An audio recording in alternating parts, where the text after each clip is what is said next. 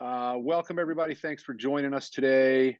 My name is John Green with Lead Helm. And as usual, I'm excited to be here. And I get excited because every time we do one of these, I think this is the fourth one that we've done now. They've all been different topics.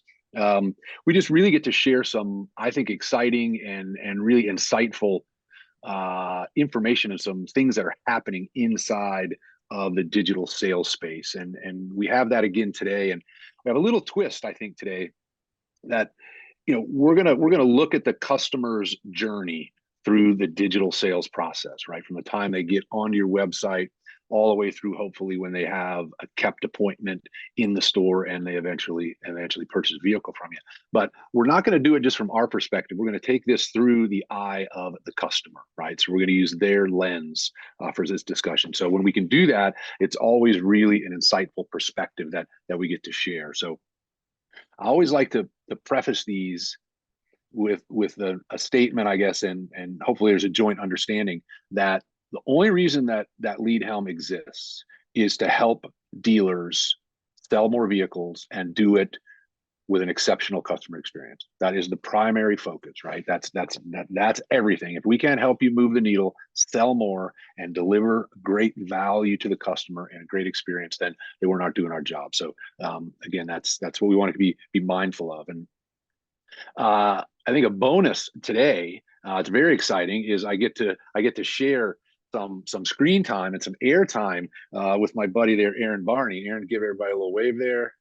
There he is. There he is. And so Aaron's the co-founder of Lead Helm and of Digital Lead Performance. And I think when we talk about seeing things through the customer's eyes, I'll give you just a little bit of how Aaron can bring that perspective to us today. Over the last, I would say, probably 4 years, DLP and Lead Helm, Aaron and his team working with dealers to get better at the digital sales process, working with actual customer leads, right? So inbound leads on behalf of dealers. Aaron worked with that, and also overseeing teams of agents that handle those leads. Aaron has touched and been involved in well over 1 million leads over the last 4 years. Okay, so when we want to talk about how customers see things, Aaron's probably got as good a perspective or better than anybody in the business right now. So this is reality from experience. So Aaron, happy to have you. You're going to have a lot of talking coming up here. So we're going to keep this thing rolling. And I kind of tell you, I'll kind of give you an idea here how the day is going to lay out for the next hour or so. So we're going to run through. The first thing we're going to show is a map, and it's going to show you what the customer's journey actually looks like, right? From the time they visit the website, again, all the way through, hopefully, the purchase of a vehicle at your dealership. So we're going to look at those. And then we're going to call out, as you can see on the screen here, 6 either frustrations or roadblocks that the customers see along that journey.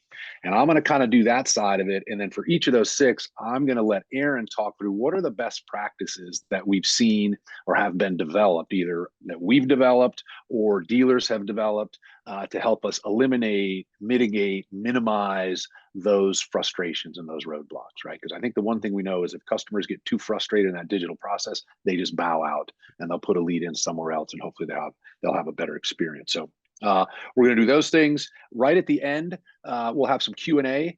We also have a couple slides of some screenshots of Lead Helm itself, the platform, because truly in some of these roadblocks, that is the best solution on the market right now to be able to handle that stuff. So education first, we have a little product highlight at the end, so we stay on track. So that's where we're heading today. So let's dive in. Okay, let's look at this. Let's look at this map first. All right, so we talk about a digital customer journey. And I think before we look at the map itself, right, in the lower right-hand corner of the screen right now, the customer will decide on either purchasing from your dealership or not, depending on how every interaction with your brand makes them feel. Okay, so everything we're talking about today, from what your website looks like, to our response time, to our engagement, to phone calls, to anything you do that exposes a customer to your brand, makes an impression on them, good, bad, or otherwise. So we want to be mindful of that. Everything that happens in the digital space has as much impact on a customer's feeling toward you, your business, your brand as anything we do in the physical space as well. So that's it's an important piece. So customers, they're going to visit your website, right? So on the far left of the screen, they're on the website. And we'll see in a minute that website traffic does not equal leads. So somewhere on the website, they actually have to raise their hand and say, hey, I'm interested in something you have, some information or a product or something, and I want you to communicate with me. So at that point, they become a lead. Okay, lead comes in. Then we've got a real response time, a real person. Okay, great if you have autoresponders. We don't measure response time based on autoresponders. We measure them based on real people. So somebody has to get back to the customer after the lead comes in. Okay? Then we've got an opportunity. Customers, they need some trust to be built. They don't know us from Adam at that point. They don't know us from other dealers. So we need to be mindful of a relationship component to our digital process, just like we do in the physical space. They may have some objections in here, right? I don't want to come in. I don't have time. Give me the price. I need some more information on the trade. Why can't you do this? All those things may happen. And if we're not in a position to handle those correctly and efficiently and effectively, it becomes a frustration. We have to touch these customers. Even after engagement, we have to touch them 8, 12, 15 times before we actually get to the set appointment. So that's that tenacious follow-up part. Sometimes in dealerships, we fall off in that spot, and that frustrates a customer. We don't get back to them consistently enough, frequently enough, and timely enough. And then we have set appointments. Hopefully they'll do that. And after that appointment set, we need continued follow-up at that point, right? And up until we confirm an appointment and they come in. So this is where the customer is going. And ideally, this all flows smoothly. But as we'll see, as we start in the next couple of slides here, we have roadblocks and impediments to this ease of flow that throws the customer off track. And let's see if we can avoid those. So, all right, let's look at the first one right here. Roadblock 1 on that customer journey, right? Website navigation can be frustrating to them, particularly if we have a lack of information in there. And I think some of the challenges there, and then I'm going to let Aaron run through how we fix this, right? We've got difficult navigation, broken links, maybe lack of information or inaccurate information, lack of photos or videos, and maybe we're missing some finance offers on this part of the piece. So Aaron, if that's the roadblock and those are some of the challenges, maybe walk us through what you've seen to be effective in minimizing those things. Yeah, thanks, John. Excited to be here and talk about these roadblocks with everybody on the meeting today. Website navigation and lack of information is definitely a big roadblock, and it's really the entry point. So there's some key things that I think dealers really need to focus on regularly to get the highest result here. And one of those is regularly auditing your website weekly and even daily, really for the largest impact there. And how do you do that? I mean, one of the key things to do as a best practice is dedicate someone on your team that can regularly confirm, links, information, especially when it comes to inventory, vehicles on the vehicle detail pages, VDP pages, if you will. That's a big one that just a lot of times, as we've case studied dealers all over the country, we find is either incorrect information or lacking information. I call the website, John, as you've heard me say many times before, the digital showroom. So we have our physical showroom and we have our digital showroom, and both two huge components to success for the dealership.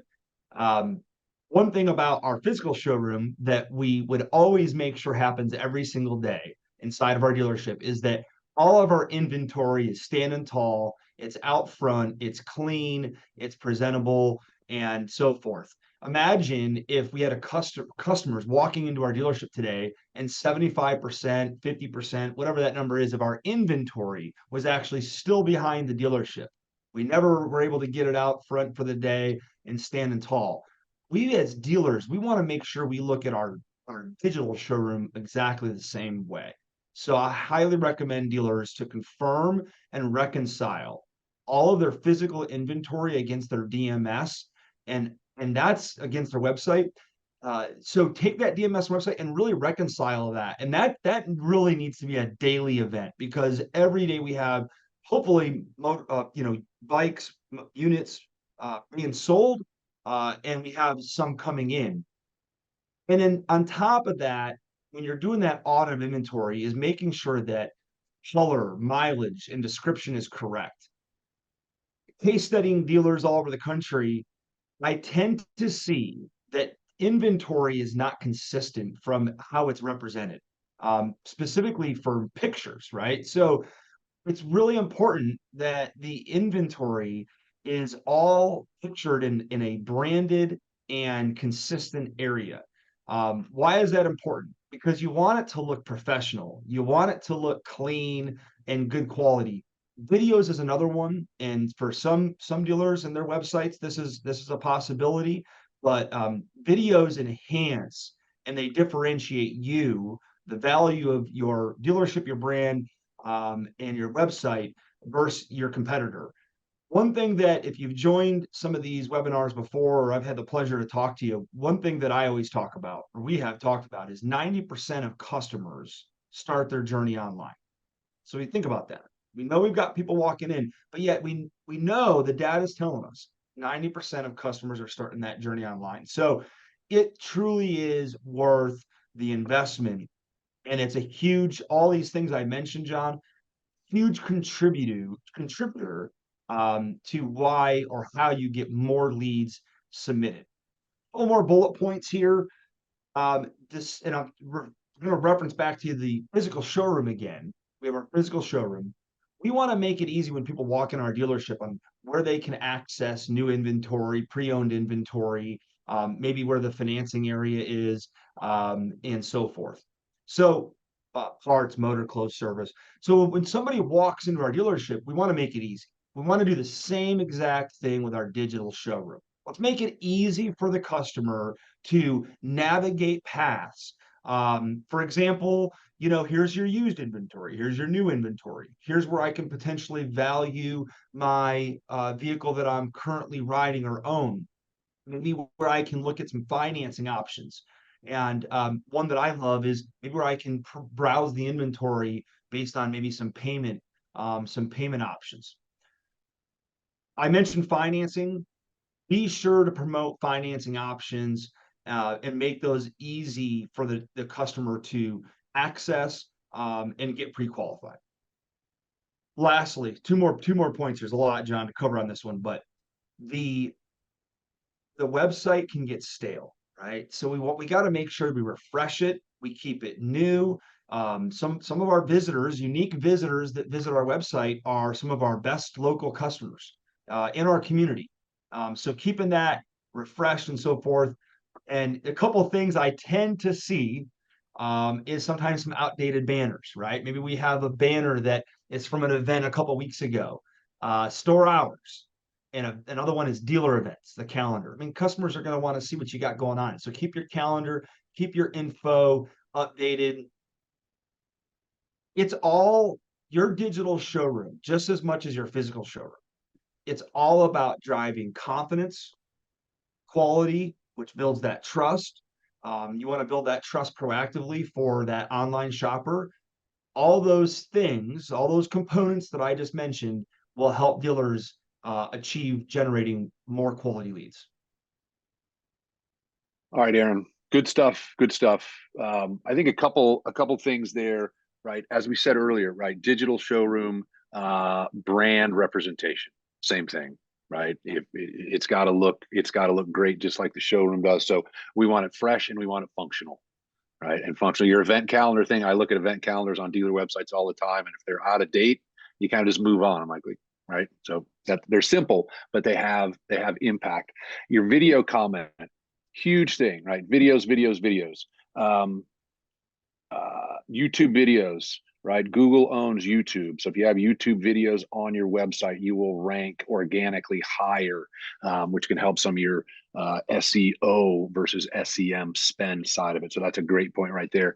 And I think the other one in there, and you have it on the first bullet point, right? Establish a process. What do we do? who checks the audit, when does it happen, who takes the pictures of the inventory, who does the videos, have that process, assign that, and have accountability to it. So big piece. Again, I think if you look at that as the digital showroom and the digital front door is that lead submission, that's a big deal. So let's go into the lead side, right? So that's a nice segue, because the second hurdle is lead capture and submission. Okay. So why? What are some of the challenges there, right? We've got limited options, right? We don't have the right number or the right kind of lead capture tools, hard to use, they don't function properly. And this is the one that's really important. I said this at the beginning, right? Website traffic does not equal leads. We have to give customers many, many, many options to raise their hands so they can become a lead, so we can actually get in touch with them. So Aaron, walk us through some of the best practices on this side of it. Yeah, thanks, John. I mean, some of these were mentioned obviously in Roadblock 1, but CTAs, calls to action, having established clear and concise reasons for that unique visitor to click and fill out information is obviously really, really important. And I look at this in a couple ways. I look at it from a high and a low funnel. So what do those high and low funnel lead capture tools look like?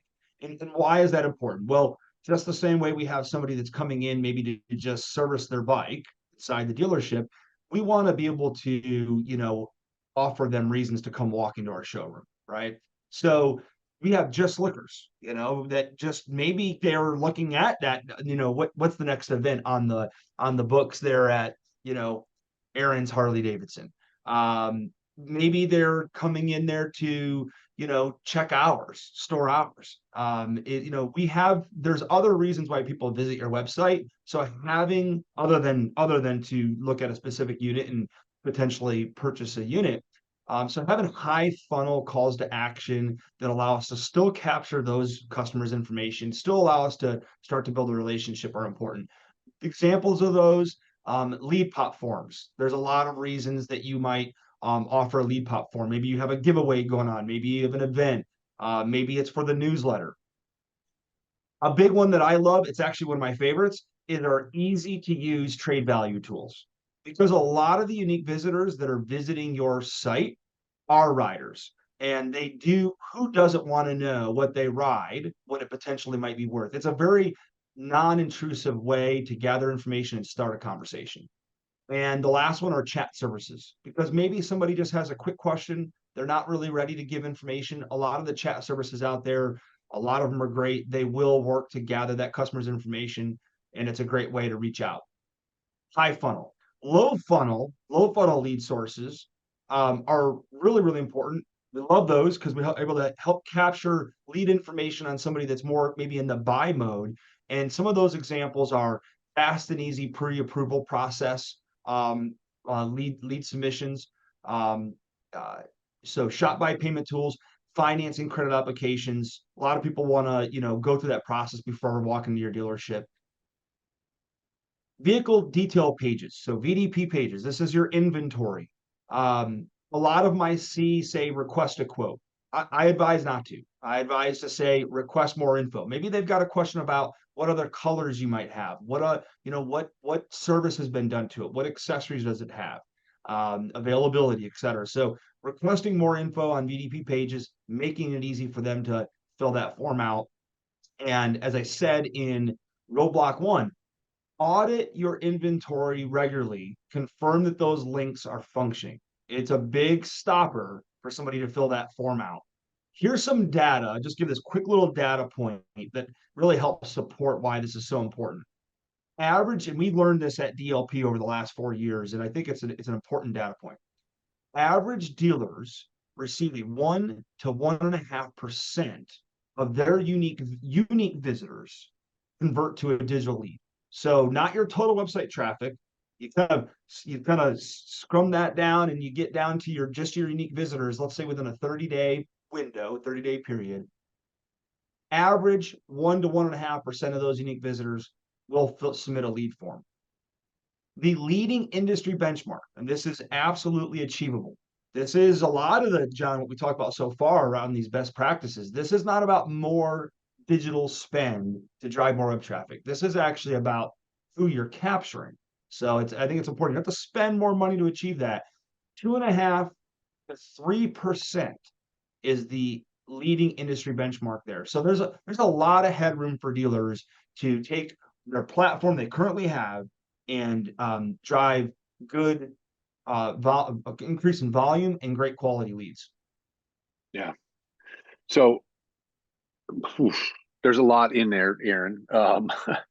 I think the point you made right at the end, that we see dealers improve their sales performance, right? Like you said, not because they're spending more money to drive more traffic. Okay. They may do a better job with lead capture tools. They may get more leads with the same traffic, or even if they don't do that, they just get better at handling the leads they already have. Right. So this is the opportunity to create incremental business without any more spend. Right. It's people that are there wanting to engage with you anyway. So I think that's a big takeaway. Um, we'll talk at the end. Inside a lead helm, there's a way that we can track performance by lead source, right? Because we know that leads from different sources perform differently, right? So somebody that wants to sign up for your newsletter, that lead's going to perform differently than somebody that fills out a credit app. It'd be great to be able to see the ROI by source. We can show you how to do that. And then the last one, I think the high-low funnel thing, right? We talk about this in the sales process in the store, right? A high funnel customer, if you put it back in the sales department, would be a phase one buyer, right? They really are just looking. They haven't decided for sure they're going to buy one, and they don't maybe not know brand or anything like that. Those are the most valuable customers we have, because if we can catch them early, we can start to influence their journey, and they will, if we do it right, they will stay with us throughout the process, and we will earn that business. So I think that's a really important one to look at. So excellent stuff. All right, let's see what else we can handle here. Let's go on to number 3. Oof, oof, oof. This lead response time. Okay, so it's either slow. We've got whoever responds doesn't have information, or they're just kind of blah, right? There's no excitement, there's no enthusiasm. They don't understand the sales process, right? We still have to build relationships, just like the store. We talk about people before we talk about product, digital space or physical space. Sometimes we forget that's there. And if we don't have a digital sales process, lack of process equals pressure, and customers don't want pressure. So let's hit this one, Aaron. What do you? I'll hit the next slide, and you can kind of fill in the blanks around that stuff. Well, I get passionate about this one. I I remember I know. remember about 20 years ago when I first started in the industry, I had the great pleasure of sitting with Ed Lemko. He was at our power sports store doing a training, and he was talking about the Yellow Page phone book and how customers go down the line and they just keep calling. And the point of the discussion that Ed Lemko is saying was, when that phone's ringing, you better be running for it, because and how we handle that phone call is really important, because they're going down the line and they're going to call all the dealerships down the line. I don't know the last time I've seen a Yellow Page phone book, but I do know that most of us have computers and we're looking at stuff online. Hence the 90% start their journey online. But the reason I say that quick story is because, look, if would a customer walk into our dealership today and walk to the front door, put their hands up, maybe look around, and would we allow them to walk around without being greeted, for 5 minutes? I hope not, right? And I think if that happens, we want to find out how to fix that. Another one is, we have an inbound sales call coming into the sales department. Hopefully, we're answering that phone call in the first and second ring, right? It's not ringing 20 times and being sent to voicemail. It's even more critical that this is the behavior of what happens in the digital sales process.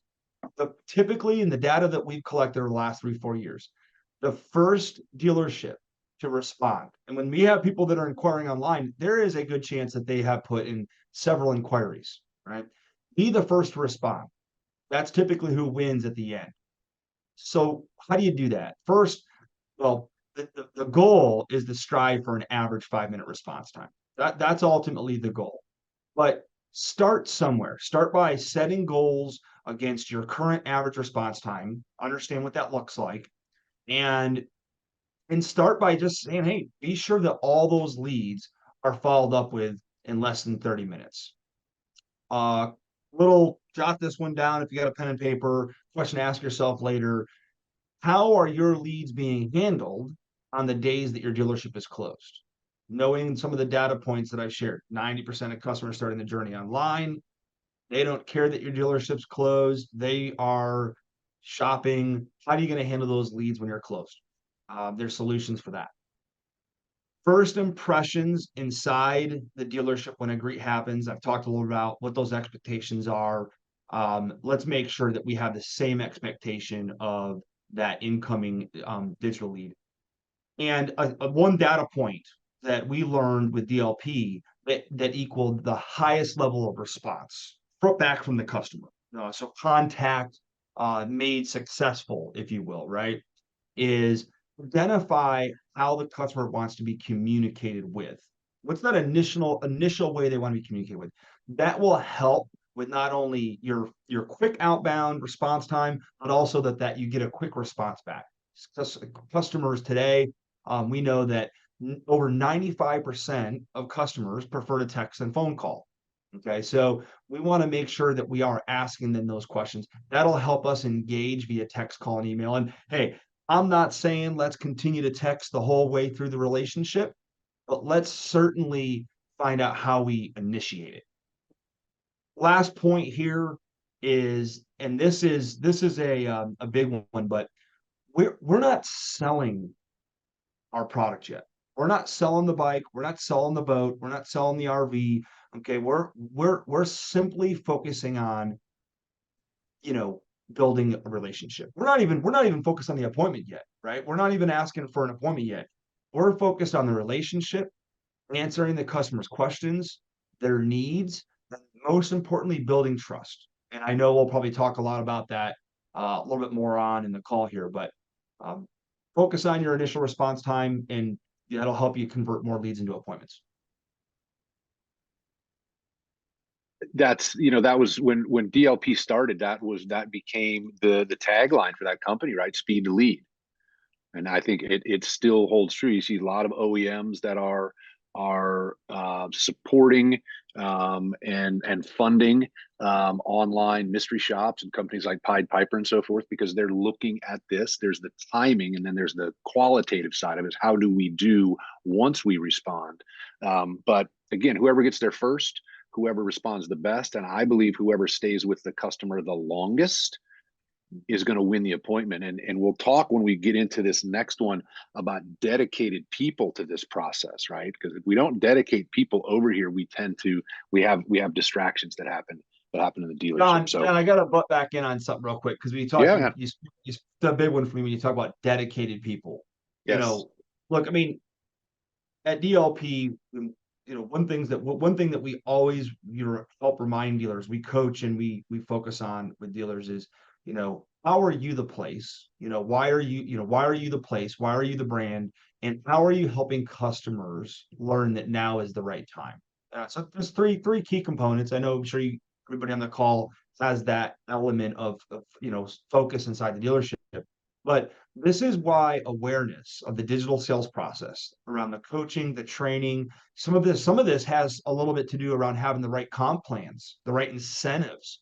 Some of these are components to the success, but I gotta say it. I was gonna hold back, John, but I gotta say it.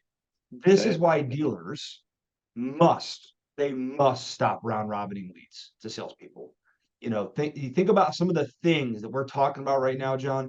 If that is a current process inside your dealership, these things we've talked about so far, and some of these other ones I think that we're going to talk about are, I got to say, they're probably not going to happen. They're not going to happen at the level of performance and results that you want.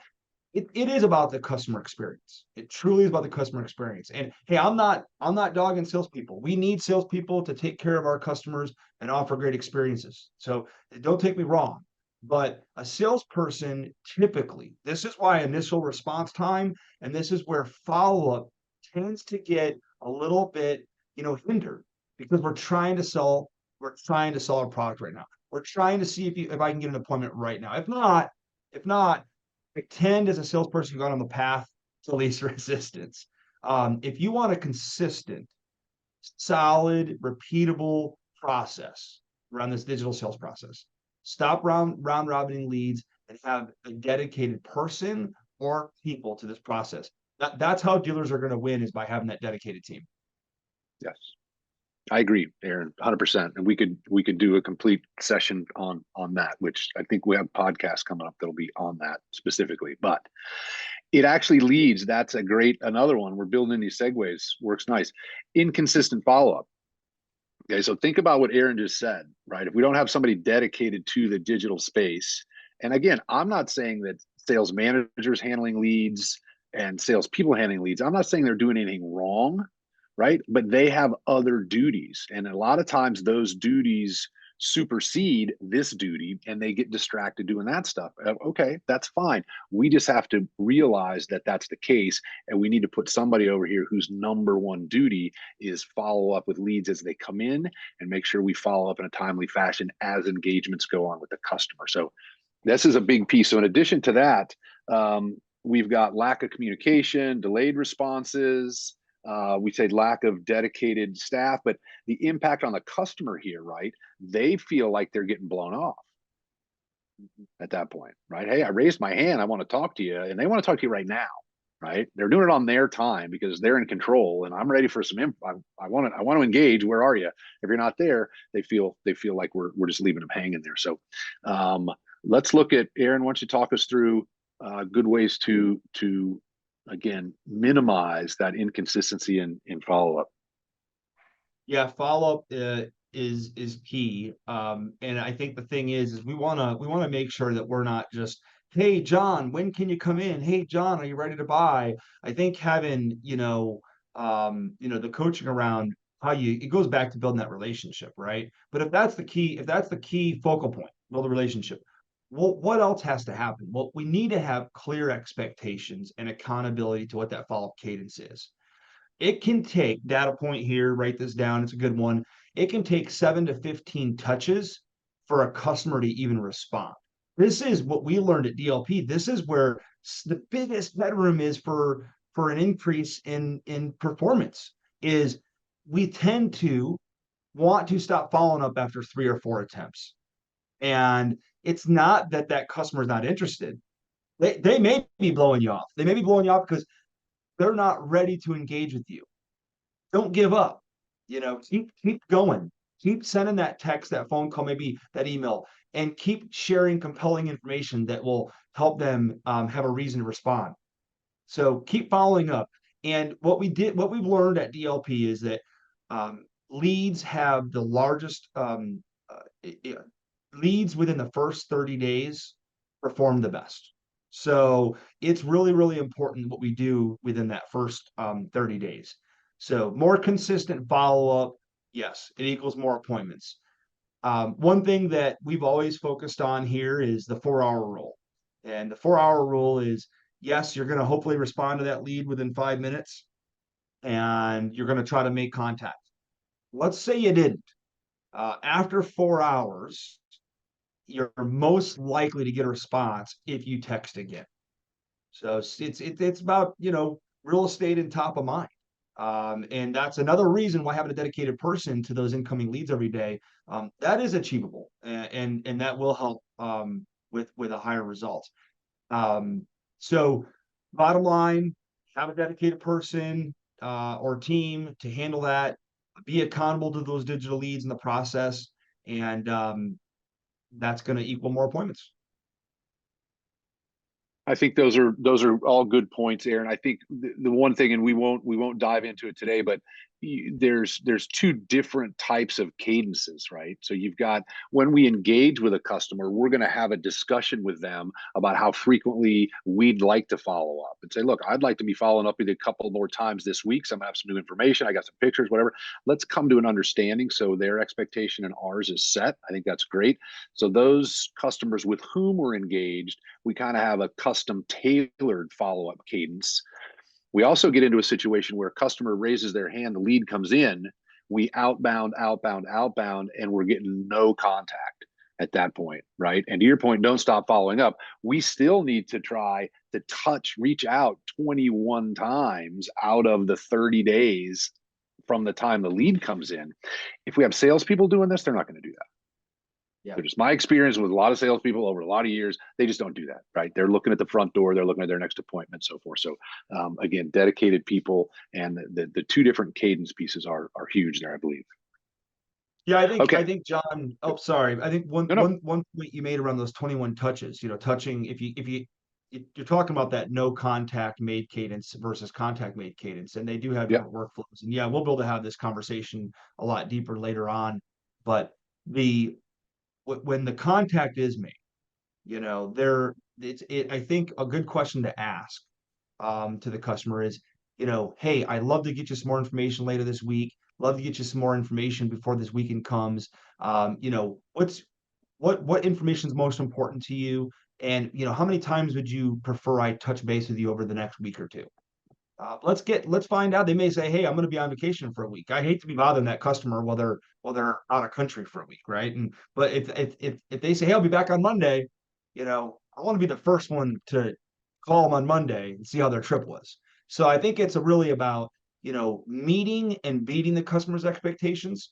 And customers, hey, in this industry, they love to talk about the stuff we get to talk about. So I think it goes back to building the relationship and continuing to not let that relationship stop. Yeah. No, love it. Right. That Monday call is definitely how is your vacation? Not are you ready to buy this vehicle? Right. 100%. All right. Moving on. Number 5. Right. We will have turnover. It is an unfortunate piece of being in retail, and we tend to have the highest turnover in the sales area. So sometimes when we have that, we can. Aaron's going to talk a little bit about how we create a culture where maybe we reduce the amount of turnover that we have, so our retention goes up. But in this case, if we don't have the ability to move the trust and the relationship that's been created from the person who left to somebody else, okay, and we don't have the ability to move information from the discussion that's been happening to a new person, we really put the customer in a situation where they feel like they have to start the whole thing over. And most customers are not going to do that. So here's a couple of the points, Aaron, and maybe you can talk through a little bit more on this, particularly the retention side of it. I think is a big one. Yeah, I love bullet point one we have in the slide here. Rely on process, not just people, and that's really important because when we have the right processes, coaching, and tools in place that improve the quality life of the person that we expect to achieve these results, we have happier employees. Happy employees equal more happy customers. So there's kind of two parts, as you mentioned, John, to answer this question. One is how do we proactively retain great staff? I got to look back in my years of running sales departments, and how many times would I say to that person that I wanted to go handle that lead, hey, just follow up, go get me an appointment, right? I think as leaders, as in leadership, as leaders in the dealership, we have to arm our staff with the right tools and the right coaching and the right process, so that they can do this job, and they'll be happier about it. Second point, so yes, we are going to have some level of turnover in the dealership, and some of those things are inevitable. What are you going to have in your hands that are going to allow you to continue to build on that relationship with the customer? So if somebody leaves, how do we pick back off? Because the customer, in their eyes, that's not their concern, right? They're looking to continue to build a relationship with you. They still want to know that you're the place, you're the brand. A great way to do that is have recorded and track conversation history. So in the case of an event that you have turnover, this allows the dealership to seamlessly continue the conversation, without ever impacting the customer experience. And I could role play that, but I think we all know how that could look. If I've got those conversations in front of me, I can then contact that customer and not make that customer start over. Too many times, and why recorded conversations, whether it's phone call or text, are important, is CRM notes, we call them half-baked CRM notes.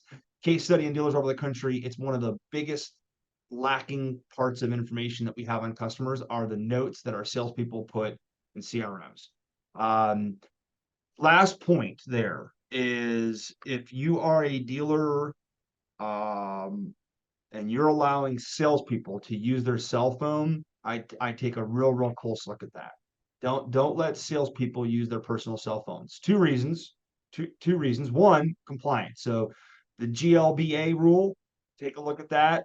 There's three parts to that. One of those has to do with how we communicate and compliance, and the other one is the TCPA Act, which has basically the fact, we do that for dealers here at Lead Home. We help dealers have the right opt-in and the right communication, the right ways to communicate up front so that that's not a problem. That's one reason, compliance. The second big reason, though, the reason that I think we want to be most passionate about is because those customer dealerships have invested in that website. They've invested in generating traffic there. They've invested in the systems, the people, the process to, handle all that. And if we have that customer's information, that conversation in a salesperson's cell phone, that customer could go with them. One of two things happens. One, customer is still trying to follow up, right? And either that salesperson that left is ignoring them because they don't work there anymore, or two, which may be even worse, is they're communicating with your customer on their cell phone and they're no longer an employee.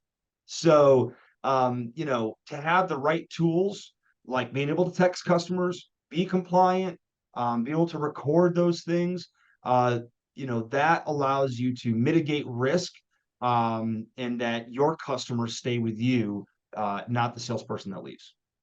Yeah. So I think that's a big one. I've talked about that for a long time. It's the same with CRM information, right? All of that stuff. Those are dealers on this call. Those are your customers. Okay, salespeople help them, sales managers help them, but they are your customers. Their data and everything that happens with them belongs to you. So we have to have the right tools and technology to capture that, and we have to have accountability to enforce that, because that information needs to stay with you. So I think that's a huge one, Aaron. In addition to the ability for the new agent, the new internet person to be able to step in and seamlessly pick up where that conversation was left off, I think it eliminates one of these headaches here for the roadblock. And the rest of it, the turnover is, some of that is cultural, right? We hire the right people, we train them, we create a culture where we're really working hard to improve them and make their lives better, and make them successful. We do that, they tend to stick with us a long time. And so there's a couple different pieces to take away from there, but all those are great points. Okay, this is a big one now. This is one probably that's going to frustrate you, Aaron, maybe as much as anything, right? We've done this great job with the digital side. We've got the relationship built. We've overcome objections. We've had this consistent follow-up, all the good stuff. And we finally get an appointment. We confirm the appointment and the customer shows up for the appointment and we're not retail ready for that. Okay, that's a bad. This happens. Why? Poor transfer of trust. You can talk about that. Salesperson not prepared with the information, lack of personalized attention, pressure, misrepresentation of the vehicle, right? A breakdown of the trust. So many things can happen. We have to be able to move seamlessly, both trust and information from digital to physical. Okay, so walk us through this, Aaron. Help us get better at this. You framed it well, John, because it'd be a real shame to go through all those roadblocks and be so dialed in that when A real shame. We lose it here. So it's definitely an important one. And I look at it in two parts: be retail ready inside and be retail ready outside, and keep the customer journey in the face front. There's little things, there's little components, and sometimes we don't think that they're that big of a deal, but they all kind of compile to that experience. Customer walks through the front, parks their bike, their car, and they're getting out. This is an internet appointment. This is a customer, prospective customer that has, gone through some hoops. They've made a emotional decision to give their information. And now they've, talked to somebody at your dealership. It could be a day. Imagine if it's 3 weeks. It gets to be a big difference when there's time involved. And I pull into your dealership. Imagine what it could look like. A best practice is have that internet VIP experience. Have that lane, or what I love to see is a pop-up tent. We have some pop-up tents, maybe a couple extra ones in the back. Dedicate one of those to your internet lane, VIP area, so that those motorcycles, those units, that boat, RV, whatever it is, have it out front, have it standing tall, and have their name. And what I love, see, when we get a customer walking to the front door, we're limited on information, right? That's why we have a 9-step sales process, so that we greet them, we give them a dealer tour, and we can ask questions, and eventually we learn more and more about the customer. We get the opportunity to do that in the digital sales process. We get an opportunity to learn so much before the customer ever walks in. So if I have an appointment on I'm going to use a used Street Glide, for example, right? Why not take the opportunity to have the brand new 2020, Ford, maybe a leftover model out front, right next to the motorcycle, so that when we do a test ride, we get to work through that process. I get better financing options. I get better ways to serve the customer on a new unit. I get to do that here. So have a dedicated area out front. You could have vests hanging, helmets, make it your streamlined test ride area, VIP area out front. The second one, this is one I get really passionate about. If you don't have an appointment board, go get one. Go make one. Just go get one. It looks great to see it on a TV. I see some dealerships, 70-inch TV. It's the first thing customers see. And hey, if they don't have an appointment, they see somebody's name and said, "Man, VIP customer, I'm going to set an appointment next time." If they do have an appointment, they walk in and they said, "Man, this is a personalized experience. I'm excited to be here."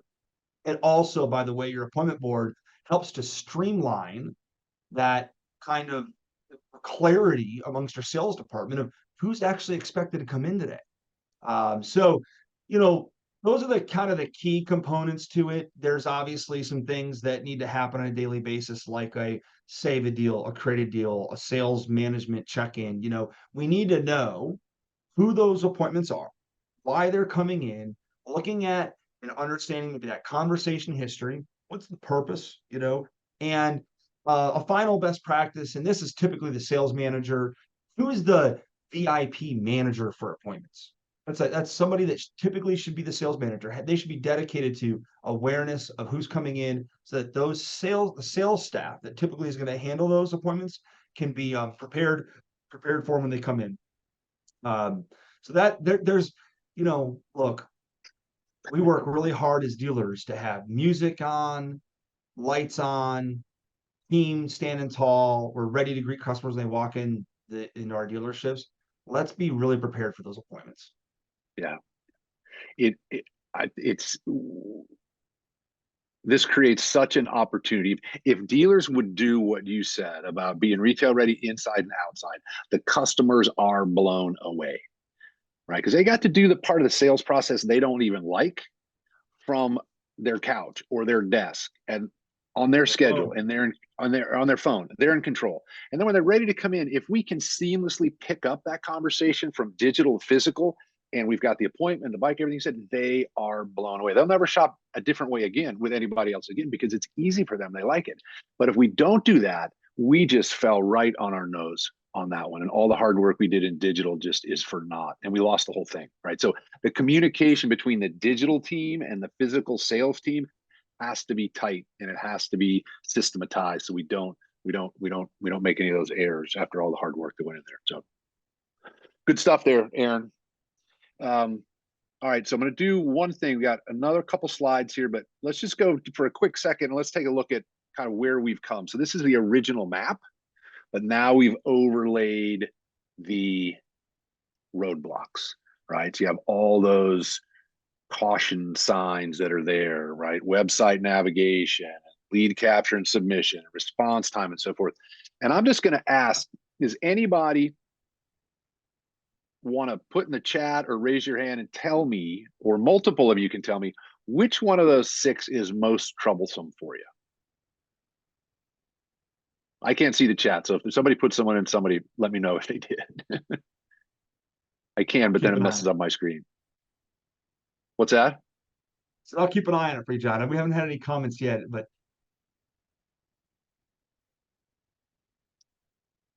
All right, so we're going to take it a different way then.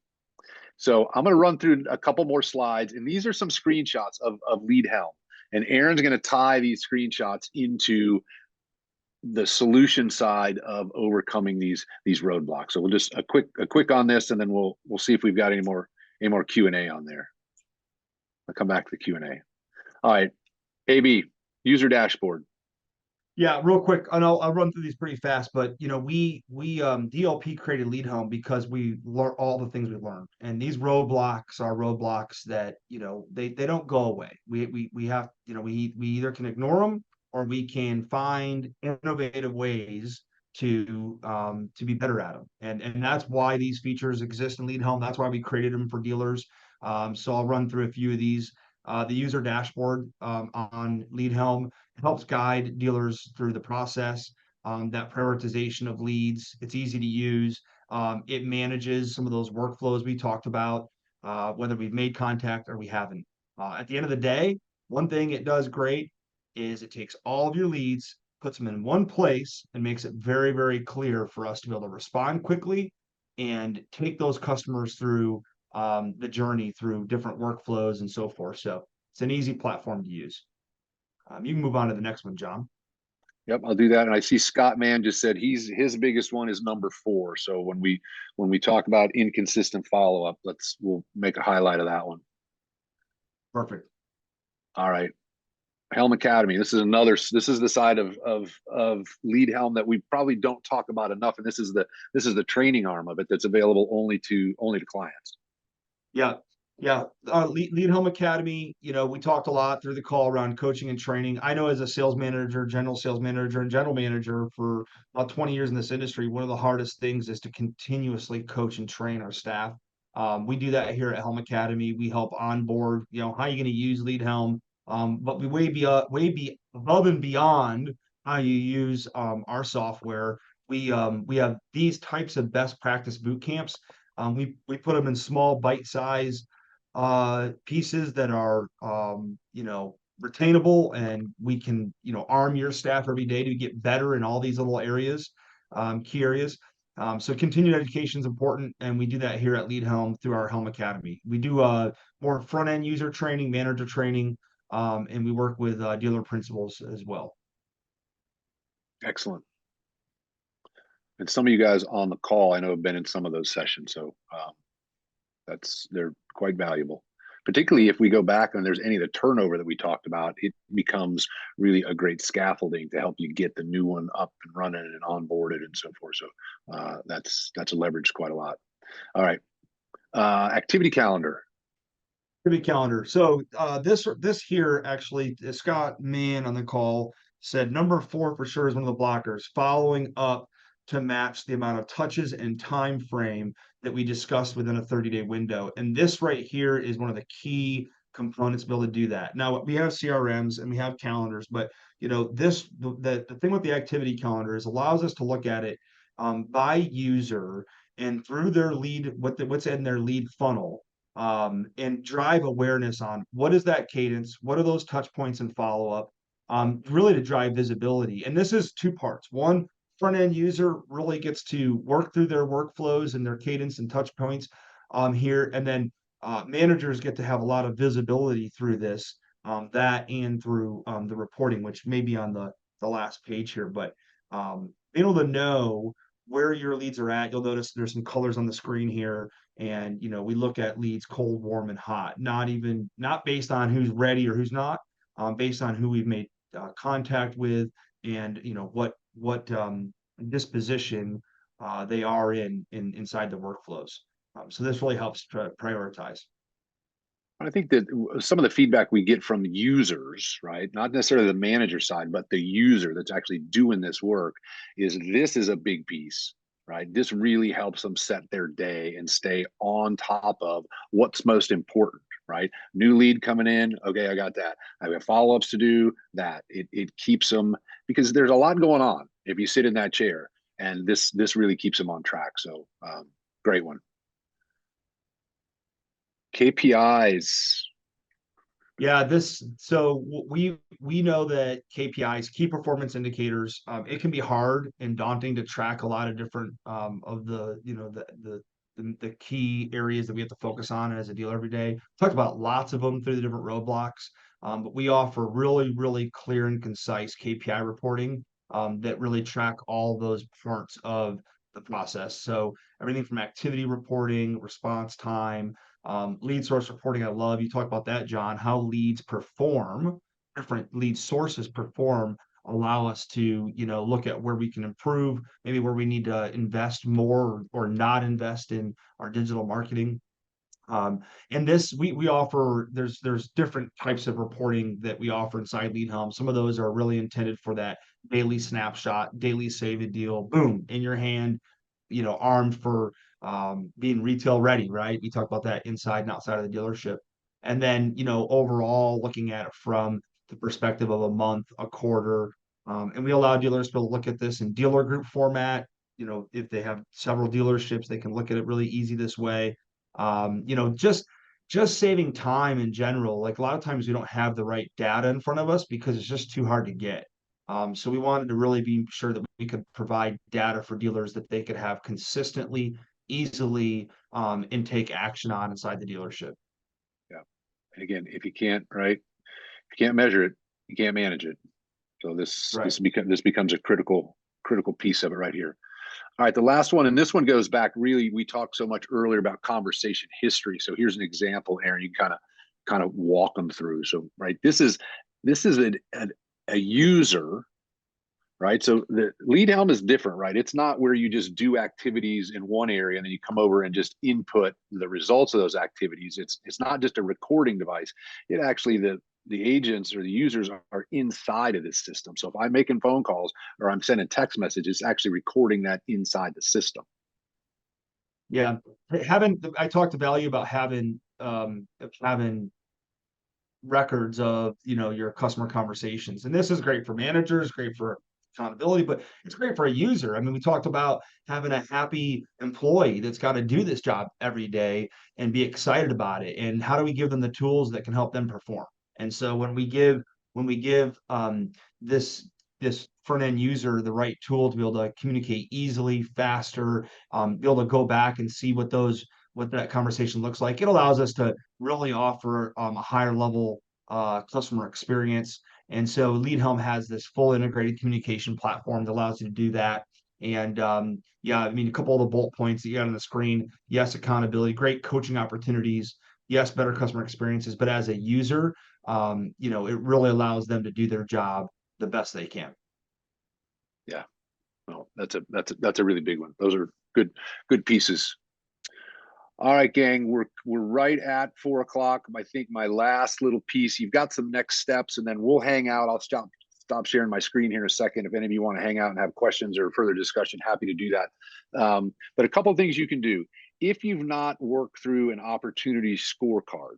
You can scan the QR code on the left, and essentially it is a potential worksheet. Right? You can go through with your current results relative to some benchmark results and figure out how much upside is there inside the digital space that you currently occupy. The leads you have now, the website traffic you have now, if you did it better, what might that look like in terms of extra vehicles, extra gross profit on a monthly and annualized basis? So I would do that just so you know what's available to you. The second one, the middle QR code, if you want a full demo of Lead Helm, scan that one. And our sales crew will take you through a full VIP tour of actually all the functionality of the platform and talk to you a bit more about what Lead or what Helm Academy also does to support that side of it. And then the third one, if you're ready to roll, which would be a great decision, scan the QR code on the right, and we will get your onboarding going right now, and you can start to take advantage of some of that business that I believe is probably sitting there for most of you right now. So with that, I am going to stop this